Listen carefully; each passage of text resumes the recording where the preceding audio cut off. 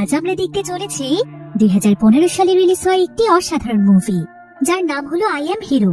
এটি মূলত একটি জম্বি সার্ভাইভাল মুভি, যেখানে পুরো পৃথিবীতে ভয়ানক এক জম্বি ভাইরাস ছড়িয়ে পড়েছিল, আর এই জম্বিদের শহরে সার্ভাইভ করছিল সকলের কাছে হিরো হতে যাওয়া একজন বোকা লোক।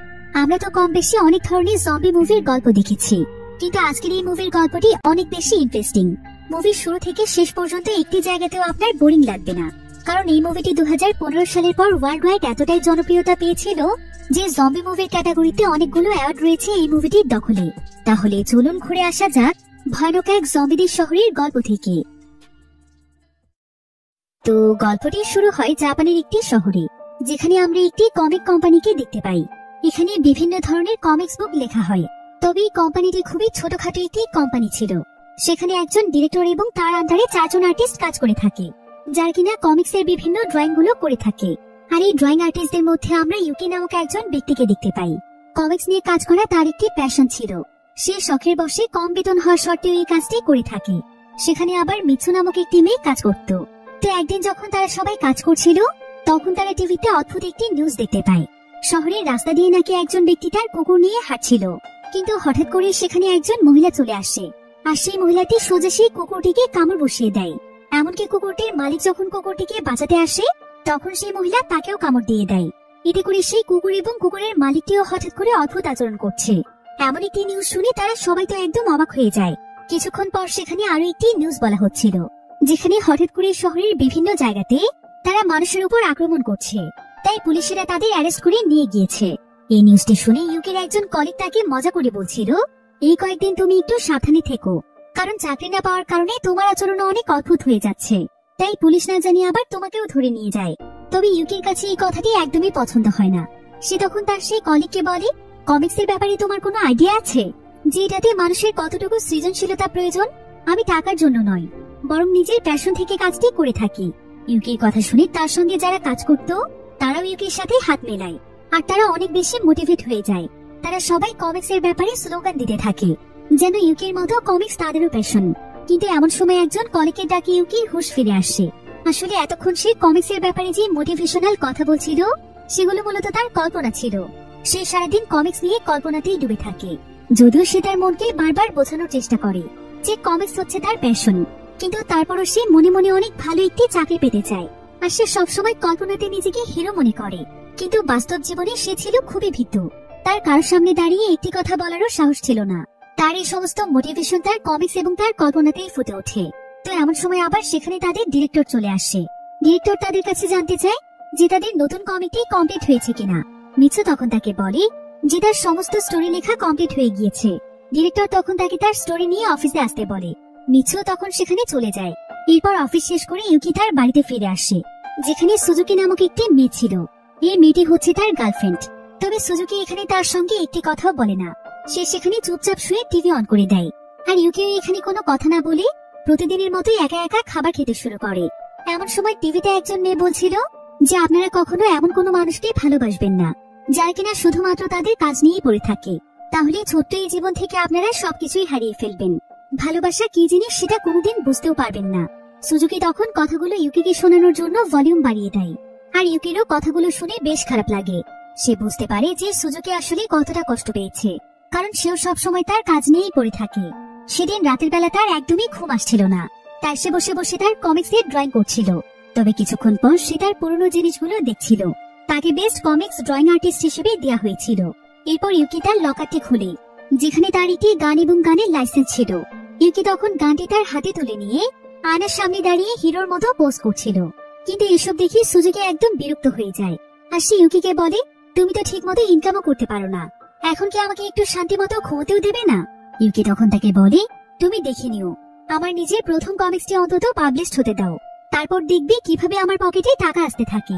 তারপর আমরা দুজন অনেক ভালো থাকবো, তোমাকেও আমি অনেক ভালো রাখবো সুজুকি, তুমি শুধু আমাকে একটু সময় দাও। এসব বলে সে সুজুকির মন ভালো করার চেষ্টা করছিল।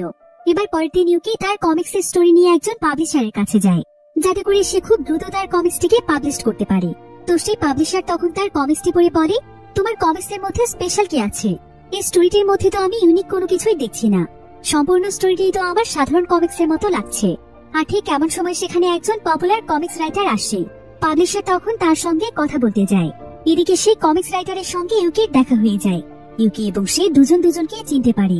আসলে 15 বছর আগে ইউকি যে অ্যাওয়ার্ড পেয়েছিল, সেই অ্যাওয়ার্ড ফাংশনে এই কমিক্স রাইটারও একটি অ্যাওয়ার্ড পেয়েছিল। কিন্তু এত বছর পর ইউকি কোনো কিছু না করতে পারলেও এই রাইটার এখন অনেক পপুলার একজন রাইটার হয়ে গিয়েছে। আর ইউকির তো এখন পর্যন্ত নিজের কোনো কমিক্সই পাবলিশড হয়নি।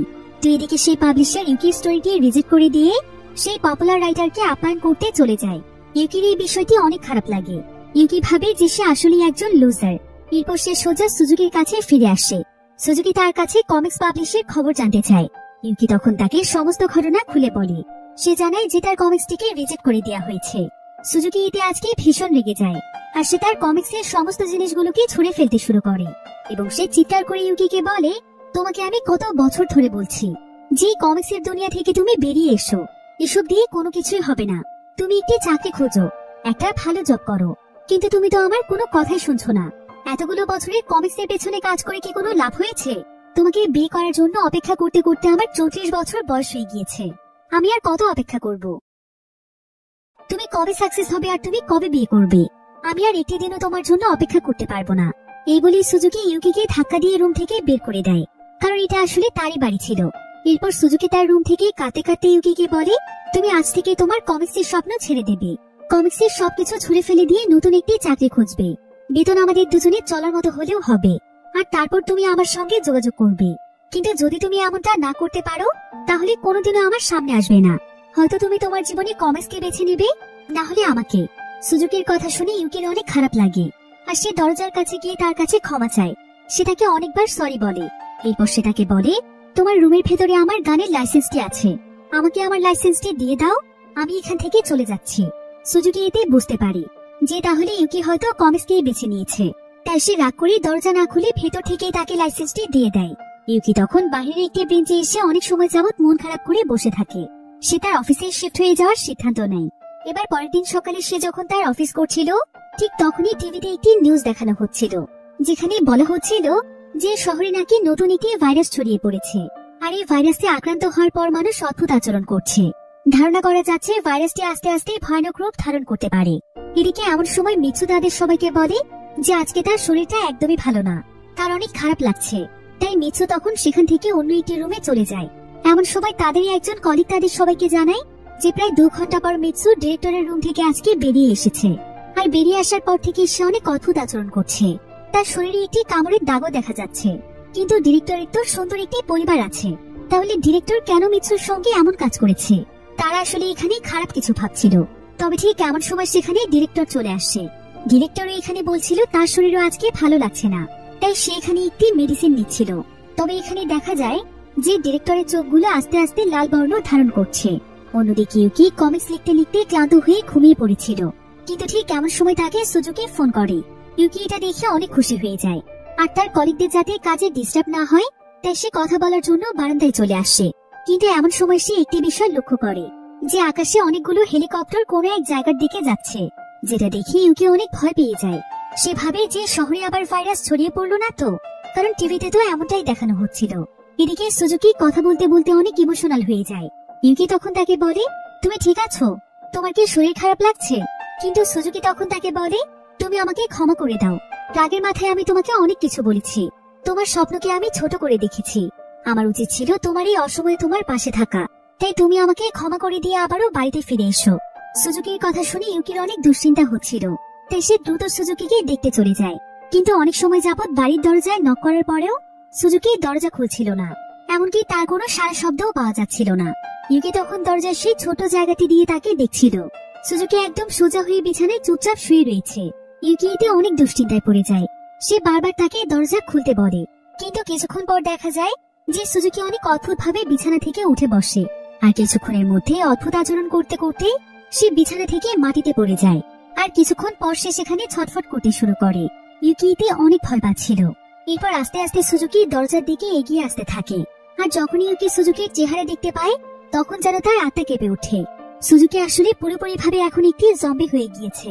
সে তখন দরজা খুলে সোজা ইউকির উপর হামলা করতে যাচ্ছিল, কিন্তু ইউকি কোনো মতে তাকে ধরে ফেলে আর সে তাকে কন্ট্রোল করার চেষ্টা করছিল।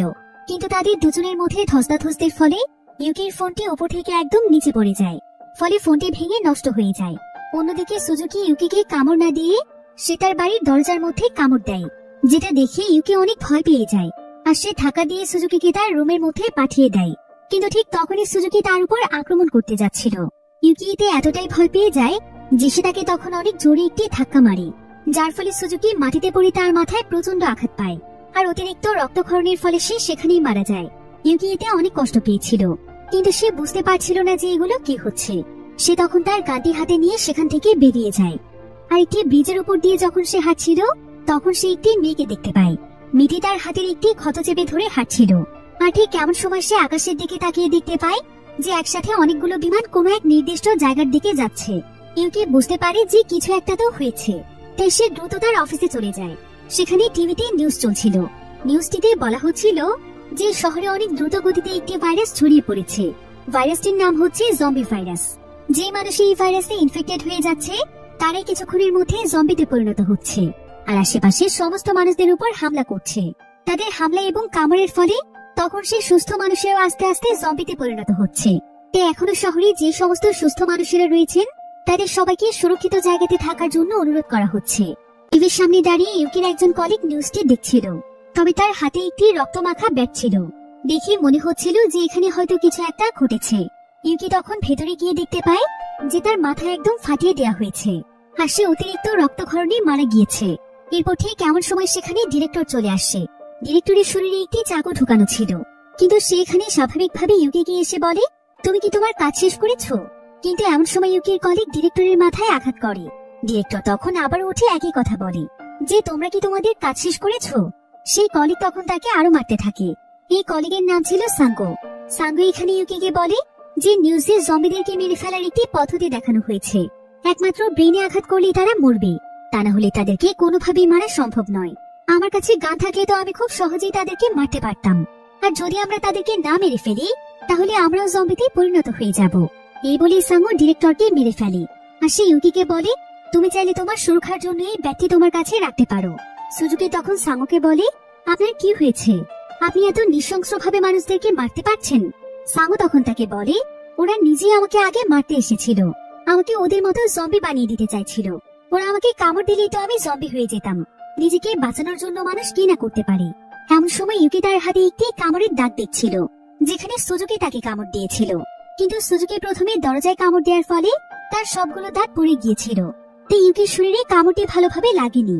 তবে এমন সময় ইউকির সামনে তাকিয়ে দেখতে পায় যে সাঙ্গো ধীরে ধীরে জম্বিতে পরিণত হচ্ছে। সাঙ্গো তখন তার পায়ের দিকে তাকিয়ে দেখতে পায় যে তার পায়ের মধ্যে একটি জম্বির কামড়ের চিহ্ন রয়েছে, অর্থাৎ কোনো জম্বি হয়তো আগে তাকে কামড় দিয়েছিল। আর সাঙ্গো যখন এটা বুঝতে পারে যে সে এখন জম্বিতে পরিণত হয়ে যাবে, তখন তার আগে সে নিজেই নিজেকে শেষ করে দেয়। কিন্তু এই দৃশ্য দেখে ইউকি অনেক ভয় পেয়ে যায়। তার মস্তিষ্কে এই বিষয়গুলো অনেক প্রভাব ফেলছিল। এবার কিছুক্ষণ পর সেখানে মিৎসু নামক সেই মেয়েটি চলে আসে। সেও এখানে ভয়ানক একটি জম্বিতে পরিণত হয়েছে। আর মিৎসু এখানে ইউকিকে দেখতে পেয়ে তার উপর ঝাঁপিয়ে পড়ছিল, কিন্তু ইউকি কোনো মতে তার হাত থেকে ছুটে বাইরে চলে আসে। আর সে সোজা রাস্তায় এসে দৌড়তে শুরু করে। শহরের পরিস্থিতিও খুব একটা ভালো ছিল না। কিছু মানুষ তো মানুষকে আক্রমণ করার জন্য দৌড়চ্ছিল, আবার কিছু মানুষ দৌড়চ্ছিল বাঁচার জন্য। এভাবে ইউকি যখন একদম রাস্তার মাঝখানে চলে আসে, তখন দেখতে দেখতে মানুষের সংখ্যা আরো বাড়তে থাকে। প্রত্যেকটি মানুষের নিজেদের জীবন বাঁচানোর জন্য ছুটছিল। এখানে বোঝাই যাচ্ছিল না যে কে মানুষ এবং কে জম্বি। এসব দেখে ইউকি অনেক ভয় পেয়ে যায়, আর সে কোনো মতে সেই জম্বিদের মাঝখান থেকে দৌড়ে পালাতে থাকে। কিন্তু ইউকি আসলে পালিয়ে কোথায় যাবে সেটাই বুঝতে পারছিল না। এদিকে রাস্তায় একজন পুলিশ অফিসার দাঁড়িয়েছিল। ইউকি তখন তার কাছে সাহায্য চাইতে যায়, কিন্তু তার কাছে যাওয়ার পর সে বুঝতে পারে যে পুলিশ অফিসারও আসলে একজন জম্বি। তাই সেই জম্বিও তখন তার উপর হামলা করতে যাচ্ছিল। ইউকি কোনো মতে সেখান থেকে পালিয়ে যাওয়ার চেষ্টা করছিল, কিন্তু সেই জম্বি তার পিছুই ছাড়ছিল না। এরপর ইউকি যখন একটি সাইডের রাস্তা দিয়ে দৌড়ে পালাচ্ছিল, ঠিক তখনই তার পেছন থেকে একটি গাড়ি আসলে জম্বিটির সেই গাড়িটির সঙ্গে ধাক্কা লাগে। ঠিক তখনই তার পেছন থেকে একটি গাড়ি আসলে জম্বিটির সেই গাড়িটির সঙ্গে ধাক্কা খেয়ে নিচে পড়ে যায়। ইউকি তখন দৌড়ে তার সামনে একটি ট্যাক্সি দেখতে পায়, আর সেই ট্যাক্সি ড্রাইভার আরামে সেখানে ঘুমোচ্ছিল। ইউকি তখন সেই ট্যাক্সি ড্রাইভারকে ডাকতে শুরু করে, কারণ সেই ট্যাক্সির মাধ্যমে এখান থেকে পালাতে চাইছিল।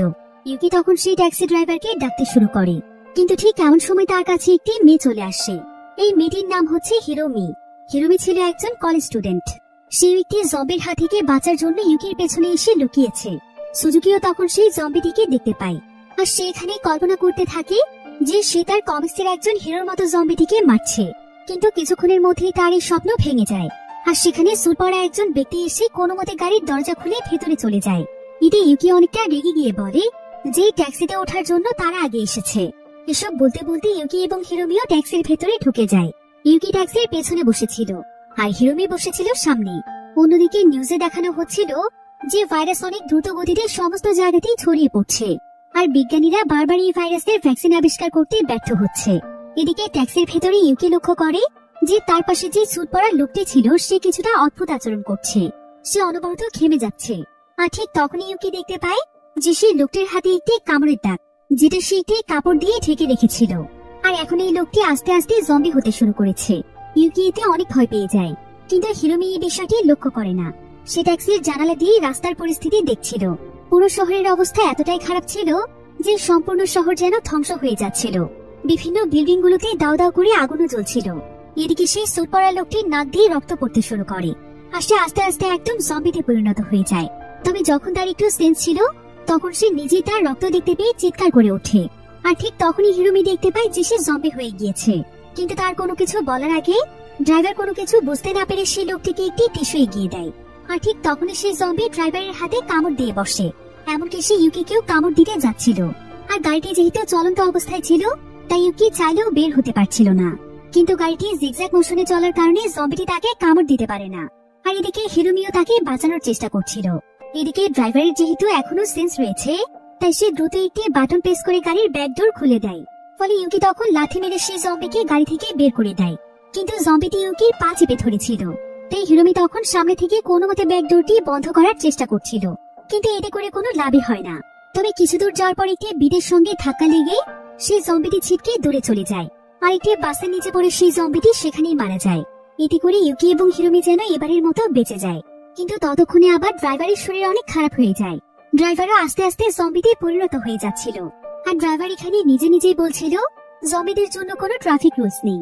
এই বলে সে এখানে উল্টো পাল্টা ভাবে ড্রাইভ করতে শুরু করে, অর্থাৎ তার মানসিক অবস্থা খারাপ হতে শুরু করেছে। আর ড্রাইভারের এখানে উল্টো পাল্টা গাড়ি চালানোর ফলে তাদের গাড়ির দরজাটি ভেঙে রাস্তায় পড়ে যায়। এমনকি গাড়ির বিভিন্ন পার্টগুলো ভাঙতে শুরু করে। আর সেই ড্রাইভার যেন হিরোমিকে আক্রমণ করতে না পারে তাই ইউকি কোনো মতে হিরোমিকে পেছনের সিটে টেনে নিয়ে আসে। তাই সে এখন ড্রাইভ না করে তাদেরকে আক্রমণ করার চেষ্টা করছিল। গাড়িও এতে অনবরত নিজের মতো চলছিল। কিন্তু কিছু দূর যাওয়ার পর ধাক্কা লেগে গাড়িটি উল্টে যায়। আর গাড়িটি প্রায় বেশ কয়েকবার রাউন্ড করার ফলে মাথায় আঘাত পেয়ে ইউকি এবং হিরোমি দুজনেই অজ্ঞান হয়ে যায়। আর অনেক সময় পর যখন ইউকির জ্ঞান ফিরে আসে তখন ইউকি দেখতে পায় যে হিরোমি এখানে অজ্ঞান অবস্থায় পড়ে আছে। ইউকি তখন হিরোমিকে ডেকে তোলে। এরপর তারা দুজন মিলে একসঙ্গে গাড়ি থেকে বেরিয়ে আসে। আর তারা দেখতে পায় যে এখানে শুধুমাত্র তাদের গাড়িটি নয়, বরং লাইনের পর লাইন সারি সারি গাড়ি অ্যাক্সিডেন্ট করেছে। তবে রাস্তাতে শুধুমাত্র গাড়ি দেখা যাচ্ছিল, আর আশেপাশে তারা দুজন ছাড়া আর কোনো মানুষই ছিল না। তারা তখন আস্তে আস্তে সামনের দিকে এগিয়ে যেতে শুরু করে। কিছুক্ষণ পর তারা একটি সুরক্ষিত জায়গাতে চলে আসে। আর হিরোমি আশেপাশের পরিস্থিতি জানার জন্য তার মোবাইল ফোনটি চেক করছিল, যেখানে তার মোবাইলে অনেকগুলো মেসেজের নোটিফিকেশন এসেছে। মেসেজগুলো মূলত দেয়া হয়েছিল গভর্নমেন্টের নম্বরের পক্ষ থেকে। এই মেসেজগুলোর ভেতরে তার একটি মেসেজ লক্ষ্য করে, যেখানে লেখা ছিল যে শহরে এখন যত ধরনের সার্ভাইভার্সরা রয়েছেন তাদের শরীরে যদি জম্বি ভাইরাসের কোনো ইনফেকশন না থাকে তাহলে আপনারা সার্ভাইভ করার জন্য মাউন্ট ফুজিতে চলে আসুন। এখানে আপনাদের জন্য সমস্ত কিছুর ব্যবস্থা রয়েছে। মাউন্ট ফুজি ছিল জাপানের একটি জায়গার নাম। তো এখানে তাদের এই মেসেজটি পড়তে পড়তে হিরোমির ফোনটি বন্ধ হয়ে যায়, কারণ তার ফোনে একদমই চার্জ ছিল না। এবার তারা হাঁটতে হাঁটতে হিরোমি একটি জায়গাতে এসে বসে পড়ে। আর এই জায়গাটিতে বসে দূর থেকে মাউন্ট ফুজি দেখা যাচ্ছিল, কারণ মাউন্ট ফুজি ছিল একটি মাউন্টেন। তো এবার তারা মাউন্ট ফুজিতে যাওয়ার জন্য বেরিয়ে পড়ে। তারা সিদ্ধান্ত নেয় যে তারা জঙ্গলের রাস্তা দিয়ে মাউন্টেন পর্যন্ত যাবে, কারণ মেইন রাস্তাটি তাদের জন্য অনেক ঝুঁকিপূর্ণ হতে পারে। তো এবার তারা জঙ্গলের রাস্তার দিকে যেতে শুরু করে। প্রায় বেশ কয়েক ঘন্টা হাঁটার পর দেখতে দেখতেই সন্ধে হয়ে যায়। চারিদিকে অন্ধকার নেমে আসে। তাই তারা দুজন নিজেদের সেফটির জন্য একটি জায়গাতে থামে। আর তারা সেখানে আশ্রয় নেওয়ার সিদ্ধান্ত নেয়। তাদের দুজনেরই প্রচন্ড খিদে পেয়েছিল। আর ইউকির কাছে শুধুমাত্র একটি রুটি ছিল। ইউকি তখন সেখান থেকে অর্ধেক রুটি হিরোমিকে দেয়। হিরোমি এতে খুশি হয়ে তাকে মন থেকে ধন্যবাদ জানায়। তবে তারা এখনো দুজন দুজনের নাম জানতো না, তাই হিরোমি ইউকিকে নিজের নাম জানিয়ে তার নাম জানতে চায়। ইউকি তখন জানায় যে তার নাম হচ্ছে ইউকি, যেটার অর্থ হচ্ছে হিরো।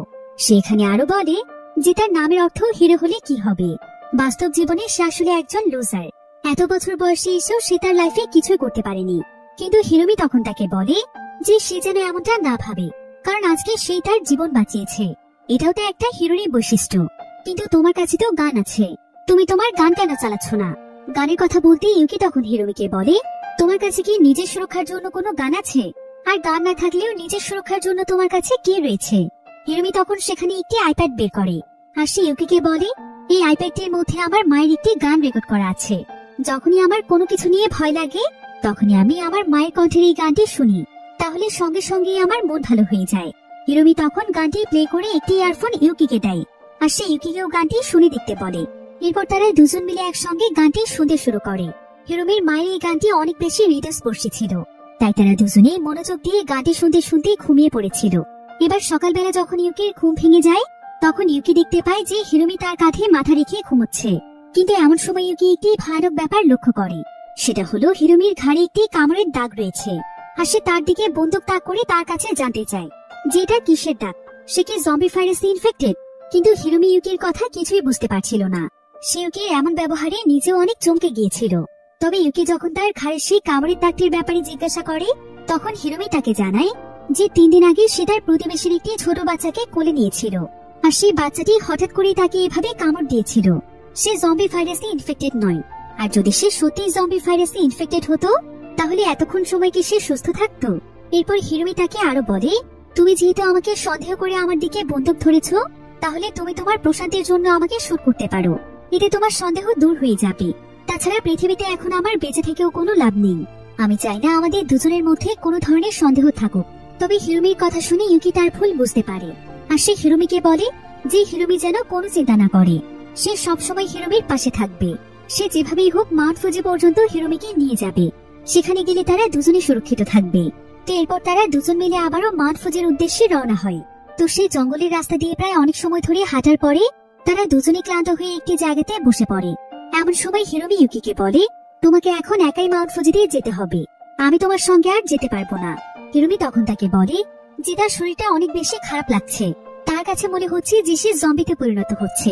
যদিও কোনো জম্বি তাকে কামড় দেয়নি, কিন্তু তার শরীরে যে ক্ষতস্থান ছিল, সেটার মাধ্যমে জম্বিদের কোনো রক্তের মাধ্যমে তার শরীরে হয়তো জম্বি ভাইরাস প্রবেশ করেছে। এসব বলে হিরোমি ইউকিকে তার আইপ্যাডটি দেয়, আর বলে যে যদি ইউকির কোনো জায়গাতে ভয় লাগে, তাহলে সে যেন তার মায়ের গাওয়া গানটি শোনে। এসব বলতে বলতে কিছুক্ষণের মধ্যে হিরোমি জম্বিতে পরিণত হয়ে যায়। আর ইউকি এখানে চাইলেও তাকে গুলি করতে পারছিল না। তার হিরোমির জন্য অনেক খারাপ লাগছিল, তাই সে বাঁচার জন্য সেখান থেকে দৌড়ে পালিয়ে যায়। আর সেখানে একজন ব্যক্তিকে দেখতে পেয়ে তার কাছে সাহায্য চাইতে যায়, কিন্তু সেও আসলে ছিল অনেক ভয়ানক একটি জম্বি। তো সে জম্বিটি তখন ইউকির উপর ঝাঁপিয়ে পড়ে। ইউকি তার হাত থেকে বাঁচার আপ্রাণ চেষ্টা করছিল, কিন্তু সেই জম্বি তাকে কামড় দিতেই যাচ্ছিল। তবে ঠিক এমন সময় সেখানে হিরোমি চলে আসে, আর হিরোমি সেই জম্বির হাত থেকে ইউকিকে বাঁচায়। আর সে ইউকির সামনে সেই জম্বির হাত পা ভেঙে একদম টুকরো টুকরো করে ফেলে। এদিকে হিরোমির এই রূপ দেখে ইউকি তো অনেক ভয় পেয়ে যায়। আর হিরোমি যখন ইউকির সামনে এসে দাঁড়ায়, ইউকি এতে আরো ভয় পেয়ে যায়।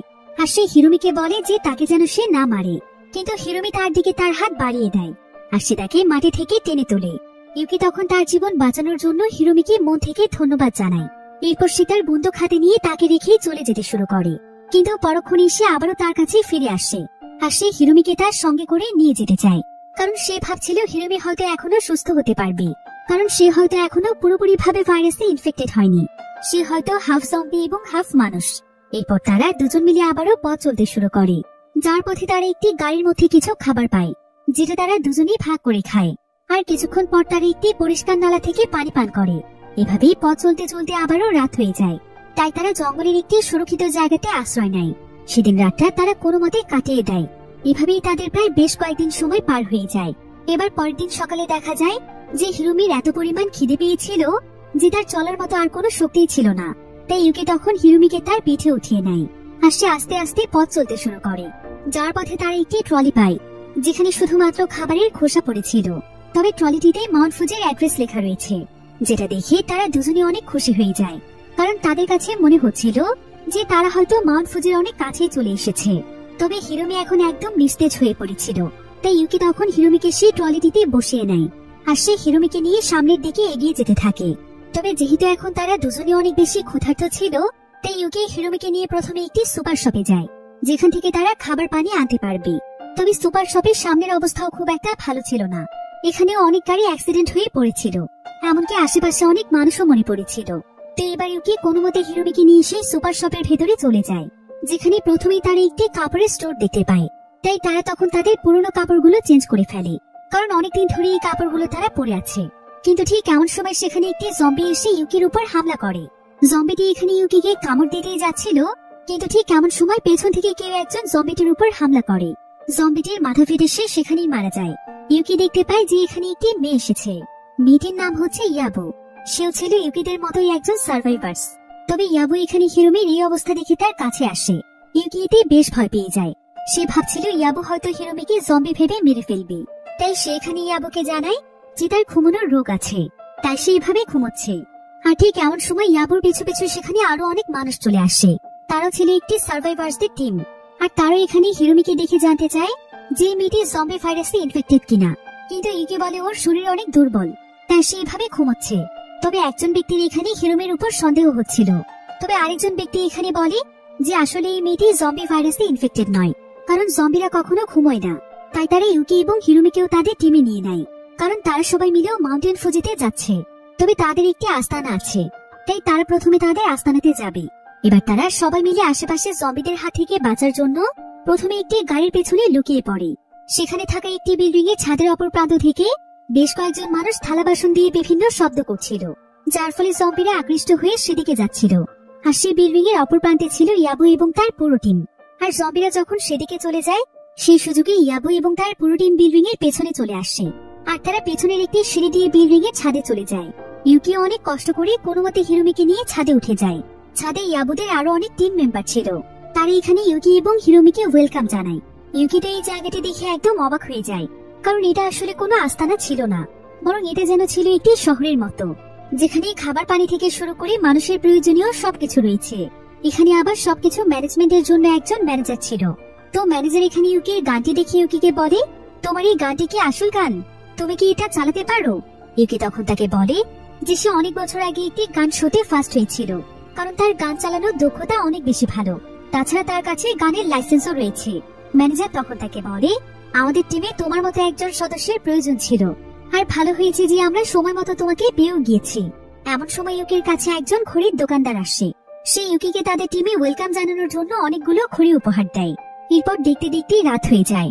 হিরোমি যেহেতু হাফ জম্বি ছিল, তাই ইউকি হিরোমির একটি চোখ বেঁধে দেয়, যাতে করে কেউ এটা বুঝতে না পারে। এবার সেদিন রাতের বেলা ইউকি এবং ইয়াবু গল্প করছিল। ইয়াবু এখানে ইউকির সম্পর্কে জানতে চাইলে ইউকি তাকে জানায় যে সে একজন কমিক্স রাইটার ছিল। ইয়াবু তখন বলে যে তার নাকি কমিক্সের উপর কোনো ধরনের ইন্টারেস্ট নেই, কমিক্স জিনিসটা তার কাছে অনেক বেশি বোরিং লাগে। তবে সেখানে ইউকির অনেক প্রশংসা করে। সে বলে যে ইউকি আসার পর তাদের টিমের সবাই অনেক শান্ত হয়ে গিয়েছে, সবাই ইউকির গান দেখে তার উপরে ভরসা করছে, আর তার বিশ্বাস যে ইউকিও তার দায়িত্ব সঠিকভাবে পালন করবে। কিন্তু ইউকি এখানে তাকে এই বিষয়টি বলে না যে সে নিজে আসলে কত বড় একজন লুজার, আর তার কিনা উল্টো তাকে হিরো ভাবছে। এবার পরের দিন সকালে ইউকি হিরোমির সঙ্গে গল্প করছিল। সে হিরোমিকে বলে যে হিরোমি যেন কোনো চিন্তা না করে, কারণ সব সময় সে তার পাশে আছে। আর তার চোখের কথা কেউ জিজ্ঞাসা করলে সে সবাইকে যেন বলে যে সে তার চোখের মধ্যে আঘাত পেয়েছে, তাই সে তার চোখ বেঁধে রেখেছে। এরপর ইউকি উপর থেকে দাঁড়িয়ে আশেপাশের জম্বিদেরকে দেখছিল। আর ঠিক এমন সময় সেখানে সেই ঘোড়ের শপের লোকটি চলে আসে। সেখানে ইউকিকে বলে যে জম্বিরা সচরাচর তাদের পছন্দের কাজগুলো বারবার করতে থাকে, অর্থাৎ রিপিট করে। আর ইউকিও এখানে এই বিষয়টি লক্ষ্য করছিল। সে দেখতে পায় একটি জম্বি রাস্তার মধ্যে বারবার হাই জাম্প করছে, আর সে নিজে নিজেকে আঘাত করছে, এবং এই একই কাজ সে বারবার করছে। অন্যদিকে আবার আরেকটি জম্বি একটি শপের দরজা খোলার চেষ্টা করছিল। সেই লোকটি তখন ইউকিকে বলে, ওই যে শপটির সামনে যে জম্বিটিকে দেখছো, সেই জম্বিটি আসলে আমার ওয়াইফ ছিল। সে শপিং করতে অনেক ভালোবাসতো, আর তাই সে জম্বি হওয়ার পরে শপিং এর বিষয়টি রিপিট করছে। এভাবে প্রত্যেকটি জম্বি নিজেদেরকে খুশি রাখতে বারবারই একই কাজ করে। এভাবেই প্রত্যেকটি জম্বি নিজেদের পছন্দের কাজগুলো রিপিট করতে থাকে। এবার সেখানকার ম্যানেজার তাদের সবাইকে তার কাছে ডাকে। এরপর সে সবাইকে জানায় যে তাদের কাছে এখন আর খুব বেশি খাবার নেই, তাই তাদেরকে খাবারের ব্যবস্থা করতে যেতে হবে। কিন্তু শহরের যে ভয়ানক পরিস্থিতি দেখা যাচ্ছে, এতে করে আমাদের রাস্তা দিয়ে শপিং মলে যাওয়া কোনোভাবেই সম্ভব নয়। তবে একটি শপিং কমপ্লেক্সের মালিক আমাদের একজন টিম মেম্বার ছিল, আর সে জম্বি হওয়ার আগে আমাদেরকে একটি ম্যাপ দিয়ে গিয়েছে, যেখানে শপিং মলে প্রবেশ করার বেসমেন্টের একটি রাস্তা দেওয়া আছে। আর যদি আমরা কোনোভাবে একবার সেখানে যেতে পারি, তাহলে সেখান থেকে প্রচুর পরিমাণে খাবার আনতে পারবো। আর ম্যানেজার মূলত এই সমস্ত কথা ইউকিকেই বলছিল। ইউকি তখন তাদেরকে বলে, তোমরা সবাই মিলে আমাকে কেন এসব কথা বলছো? আমি এতে কি করতে পারি? ইউকির কথা শুনে ম্যানেজার বুঝতে পারে যে ইউকি আসলে একজন লুজার। তার কাছে গান থাকলেও তার মনে কোনো সাহসী নেই। তাই সে ইউকিকে বলে, তোমাকে কিছু করতে হবে না, তুমি শুধু তোমার গানটি আমাকে দিয়ে দাও। আমি এবং আমার টিমের সবাই মিলে বাকি কাজগুলো করব। আর তোমাকে আমরা শুধু তোমার গানটি দেখিয়ে বাঁচিয়েছি, যেটা আমাদের টিমের জন্য কাজে লাগবে। ম্যানেজারের কথা শুনে ইউকি কিছুটা ভয় পেয়ে যায়। অন্যদিকে তাদের টিমের একজন গ্যাংস্টারের মতো লোক হিরোমির কাছে আসে, কিন্তু হিরোমিকে বাঁচানোর জন্য সেখানে ইয়াবু এসে দাঁড়ায়। তখন সেই লোকটি বলে যে হিরোমি এখন শুধু আমাদের, কিন্তু ইয়াবু এখানে হিরোমিকে প্রোটেক্ট করতে চাইলে তাদের একজন লোক ইয়াবুর গলায় চাকু ধরে, আর অন্য আরেকজন হিরোমিকে টেনে বাইরে নিয়ে আসে। আর এখানে তাদের আওয়াজ শুনতে পেয়ে ইউকি চলে আসে। ইউকির পিছু পিছু ম্যানেজার এবং তার সঙ্গীরাও আসে। ইউকি এখানে হিরোমিকে বাঁচানোর জন্য ম্যানেজারের দিকে তার বন্দুক তাক করে বলে, তোমার টিমের লোকদেরকে বলো হিরোমিকে ছেড়ে দিতে, তা না হলে আমি একে করে প্রত্যেককে গুলি করে মেরে ফেলবো। কিন্তু কেউই এখানে ইউকির কোনো কথা শুনছিল না। ইউকি এতে বেশ ভয় পেয়ে যায়। কিন্তু কিছুক্ষণ পরেই দেখা যায় যে হিরোমি প্রচন্ড জোরে ধাক্কা দিয়ে সেই ব্যক্তিকে ধরে ফেলে দেয়, যে কিনা তাকে এতক্ষণ ধরে রেখেছিল। এরপর শেষে গ্যাংস্টার ছেলেটিকেও ছুড়ে ফেলে দেয় এবং সে তার চোখের কাপড়টিও খুলে ফেলে, যেটা দেখে সবাই অনেক ভয় পেয়ে যায়। সবাই বুঝতে পারে যে হিরোমি জম্বি ভাইরাসে ইনফেক্টেড। তাই ম্যানেজার এখানে এক মুহূর্তেও দেরি না করে সেই হিরোমির মাথায় তার কাছে থাকা একটি তীর ছুড়ে মারে। আর ইউকির কাছে বন্দুক থাকা সত্ত্বেও ইউকি সাহস করে সেখানে গুলি চালাতে পারে না। তবে হিরোমির এই অবস্থা দেখে সে সেখানে চিৎকার করতে থাকে। আর এই সুযোগে ম্যানেজারের লোকেরা তার কাছ থেকে তার বন্দুক ছিনিয়ে নেয়। এরপর তারা তাকে একটি রুমের মধ্যে নিয়ে গিয়ে প্রচন্ড মারধর করে। এদিকে বন্দুকটি ছিল সেই গ্যাংস্টার লোকটির কাছে। ম্যানেজার তখন তার কাছে বন্দুকটি চায়, কিন্তু সেই গ্যাংস্টার তখন তাকে বলে, হিরোমি নামে সেই মেয়েটি আমার ছিল, কিন্তু তুমি তাকে মেরে ফেলেছ, তাই তার বদলে এই বন্দুকটি এখন আমার, আর আজ থেকে এই পুরো টিমের লিডারও আমি। একথা শুনে ম্যানেজারের প্রচন্ড রাগ হচ্ছিল। এদিকে ইউকি সেখান থেকে বেরিয়ে হিরোমির তাঁবুর কাছে আসে, যেখানে ইয়াবু মন খারাপ করে চুপচাপ বসেছিল। ইউকি তখন তার কাছে হিরোমির কথা জানতে চায়। ইয়াবু তখন তাকে দূরের একটি তাঁবুতে নিয়ে যায়, যেখানে ইয়াবু হিরোমির ট্রিটমেন্ট করে তাকে শুয়ে রেখেছিল। অর্থাৎ হিরোমি এখনো বেঁচে আছে, যেটা দেখে ইউকি অনেক খুশি হয়ে যায়। ইয়াবু তখন ইউকিকে বলে যে হিরোমি কোনো সাধারণ জম্বি নয়, তার ভেতরে অনেক বেশি রোগ প্রতিরোধ ক্ষমতা রয়েছে। এমনকি সে একজন জম্বি হলেও তার মস্তিষ্ক একদম স্বাভাবিকভাবেই কাজ করছে। ইউকি তখন তার কাছে জানতে চায় যে সে এসব কিভাবে জানলো। ইয়াবু তখন তাকে বলে যে সে অনেক বছর ধরে একটি হসপিটালে নার্স ছিল, কিন্তু যখন জম্বি ভাইরাস ছড়িয়ে পড়ে তখন সে তার পেশেন্টদেরকে ফেলে জীবন বাঁচানোর জন্য পালিয়ে এসেছে। তবে এখন সে এটার জন্য অনেক গিল্টি ফিল করছে। তাই সে যেভাবেই হোক হিরোমিকে বাঁচাতে চেয়েছিল, যেটার জন্য সে আপ্রাণ চেষ্টা করেছে। এরপর সে ইউকিকে অনেক গুরুত্বপূর্ণ একটি কথা জানায়। সে বলে যে যেহেতু হিরোমি জম্বি হওয়ার পরে এত শান্ত রয়েছে, এমনকি তার শরীর একদম মানুষের মতোই কাজ করছে, তাই আমরা হয়তো হিরোমির ব্লাডের মাধ্যমে ভ্যাকসিন তৈরি করতে পারবো। এরপর ইউকি ইয়াবুকে বলে, জানো ইয়াবু, তোমার চাইতে অনেক বেশি গিল্টি আমি ফিল করছি, কারণ আমি এতটাই অপদার্থ একজন মানুষ যে আমার কাছে বন্দুক থাকার পরও কখনো আমি এটাকে কাজে লাগাতে পারিনি। তবে এখন যেহেতু আমি একটি টিমের মধ্যে ফেসে গিয়েছি, তাই অন্তত তাদের সঙ্গে যোগ দিয়ে কাজ করার চেষ্টা করি। আমি বেসমেন্টে গিয়ে তাদের সঙ্গে খাবার আনতে যাচ্ছি, ততক্ষণে তুমি দয়া করে হিরোমির দিকে খেয়াল রেখো। এরপর ইউকি সেই গ্যাংস্টারের টিমে গিয়ে যোগ দেয়। আর ম্যানেজারের কাছে যে তীর ধনুকটি ছিল সেটাও সেই গ্যাংস্টারের একজন লোক তার কাছ থেকে ছিনিয়ে নেয়। তারা বিল্ডিং এর অপর প্রান্ত দিয়ে ছাদ থেকে নিচে নেমে আসে। আর এদিকে টিমের বাকি সদস্যরা মিলে উপর থেকে আওয়াজ করে তাদের দিকে জম্বিদেরকে অ্যাট্রাক্ট করছিল। আর এই সুযোগে ইউকিরা সবাই বেসমেন্টে যেতে সফল হয়। তারা একটি টর্চের মাধ্যমে ম্যাপ দেখে দেখে সামনের দিকে এগিয়ে যাচ্ছিল, কিন্তু ঠিক তখনই হঠাৎ করে বেসমেন্টে লাইট জ্বলে ওঠে। আর তারা সবাই পেছনে তাকিয়ে দেখতে পায় যে তারা অলরেডি একটি সুপার শপের মধ্যে চলে এসেছে, যেখানে প্রচুর পরিমাণে খাবার ছিল। এতে তারা অনেক খুশি হয়ে যায়। কিন্তু ঠিক এমন সময় সেখানকার লাউড স্পিকারে গান বেজে ওঠে। এতে তারা সবাই দুশ্চিন্তায় পড়ে যায় আর চিন্তা করতে থাকে যে এখানে গান কে বাজাচ্ছে। এমন সময় তারা লক্ষ্য করে যে ম্যানেজার তাদের সঙ্গে নেই, আর এই কাজগুলো প্রতিশোধ নেওয়ার জন্য ম্যানেজারই করছে। এরপর এখানে গানের আওয়াজ পেয়ে ভয়ানক একটি জম্বি চলে আসে, আর সে একজন সদস্যের উপর হামলা করে দেয়। ফলে সেই গ্যাংস্টার তখন জম্বিটিকে গুলি করে দিয়ে অনেক খুশি হয়ে যায়। কিন্তু এমন সময় দেখা যায় যে সেই সুপার শপের দিকে প্রচুর পরিমাণে জম্বি এখন ধেয়ে আসছে। সবাই তখন সেখান থেকে পালানোর চেষ্টা করছিল, কিন্তু তারা বেসমেন্টের যে রাস্তা দিয়ে পালাতে যাবে সেই রাস্তা দিয়েও মিউজিক শুনে জম্বিরা চলে আসে।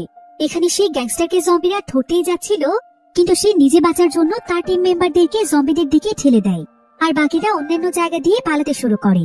এদিকে কন্ট্রোল রুম থেকে ম্যানেজার এই সবকিছু দেখছিল, আর সে এসব দেখে অনেক মজা নিচ্ছিল। এমনকি সে তাদের সবাইকে আরো বেশি শাস্তি দেওয়ার জন্য সেখানকার আরো বেশ কয়েকটি স্পিকারে গান বাজিয়ে দেয়। সেখানে আবার একটি জম্বি গান শুনে অনেক বেশি এক্সাইটেড হয়ে যায় আর সে লাফিয়ে লাফিয়ে সোজা হিরোমিদের তাঁবুর কাছে এসে পড়ে। অন্যদিকে হঠাৎ করে সেই গ্যাংস্টারের উপর একটি জম্বি আক্রমণ করে বসে, ফলে তার হাত থেকে সেই বন্দুকটি নিচে পড়ে যায়। অন্যদিকে ইউকি সেই জম্বিদের হাত থেকে বাঁচার জন্য সেই সুপার শপের একটি ছোট্ট রুমের মধ্যে গিয়ে লুকিয়ে পড়ে। আর সে ভেতর থেকে দেখতে পায় যে সুপার শপের ভেতরেও অনেক জম্বি চলে এসেছে। এমন সময় সেখানকার মাটিতে পড়ে থাকা একটি ওয়াকি টকির মধ্যে ইয়াবুর আওয়াজ ভেসে আসছিল। ইয়াবু এখানে সাহায্য চাইছিল। সে বলছিল যদি আমাদেরকে কেউ শুনে থাকেন তাহলে আমাদেরকে বাঁচাতে আসুন। তাঁবুর মধ্যে কোনো মতে একটি জম্বি পৌঁছে গিয়েছে আর সে অলরেডি আমাদের প্রত্যেকটি সদস্যের উপর হামলা করে ফেলেছে। আমাদেরকে যেভাবেই হোক বাঁচান। ওয়াকি টকির মাধ্যমে সমস্ত কথা ইউকে শুনতে পায় আর সে তাদের দুজনের জন্যই অনেক চিন্তিত হয়ে পড়ে। আর সে বারবার তাদেরকে বাঁচাতে যেতে চাইছিল, কিন্তু সে তার কল্পনাতে দেখতে পায় যে বাইরে গেলে তাকে জম্বিরা ধরছে।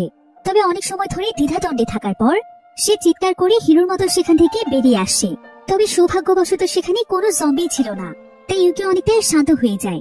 কিন্তু ঠিক এমন সময় একটি জম্বি এসে তার হাতের মধ্যে কামড় দিয়ে দেয়। জম্বিটি তাকে কোনোভাবেই ছাড়ছিল না, তবে ইউকি কোনো মতে সাহস করে সেই জম্বিটিকে মেরে ফেলে। এরপর দেখা যায় তার হাতে সেই লোকটির দেয়া ঘুড়িগুলো পড়েছিল, যে কিনা তাকে ঘুড়িগুলো উপহার দিয়েছিল। তাই এবারের মতো সে বেঁচে যায়। ইউকি তখন ওয়াকি টকি উঠিয়ে বলে, তোমরা একদমই ভয় পেও না, আমি এক্ষুনি তোমাদেরকে বাঁচাতে আসছি। এরপর ইউকি সেখানকার ফ্লোরে তার গানটি খুঁজে পায়। এতে সে অনেক খুশি হয়ে যায়। অন্যদিকে ইয়াবু সেই জম্বির হাত থেকে বাঁচার জন্য হিরোমিকে তার পিঠে উঠিয়ে কোনো মতে সেই বেসমেন্টে চলে আসে। আর সেখানে ম্যানেজার দাঁড়িয়ে ছিল, তাই ইয়াবু চাইলে তার সঙ্গে আসতে পারে। ইয়াবু তখন তার কাছে ইউকির কথা জানতে চায়। ম্যানেজার তখন তাকে বলে, আমি সেই অপদার্থের কথা জানি না, এতক্ষণে ও হয়তো জম্বি হয়ে গিয়েছে। তুমি চাইলে একা আমার সঙ্গে আসতে পারো, আর এই হিরোমিকেও তুমি এখানে ফেলে চলে এসো। কিন্তু ইয়াবু এতে রাজি হয় না। আর কিছুক্ষণ পরেই দেখা যায় যে হঠাৎ করে সেই ম্যানেজারও এখানে জম্বি হতে শুরু করে, অর্থাৎ তাকেও কোনো জম্বি কামড় দিয়ে ফেলেছিল। যেটা দেখে ইয়াবু হিরোমিকে নিয়ে পালাতে শুরু করে। আর ঠিক এমন সময় সেখানে ইউকি চলে আসে। ইউকি গুলি করে ম্যানেজারকে মেরে ফেলে। এমন সময় দৌড়তে দৌড়তে সেখানে একটি লোক আসে, সেই সাথে অপর প্রান্ত থেকে সেই ঘড়ির দোকানদারও আসে, যার পেছনে অনেকগুলো জম্বি ছিল। এরপর দেখতে দেখতে তাদের সবাইকে চারিপাশ থেকে জম্বিরা ঘিরে ফেলে। ইউকি এবং বাকি সবাই মিলে কোনো মতে একটি সাইডে চলে যায়। আর ইউকি এখানে তাদেরকে বলে যে তার কাছে এখন 96টি বুলেট আছে, সে চাইলে একসঙ্গে অনেকগুলো জম্বিকে মারতে পারবে, তাই তারা যেন কোনো চিন্তা না করে।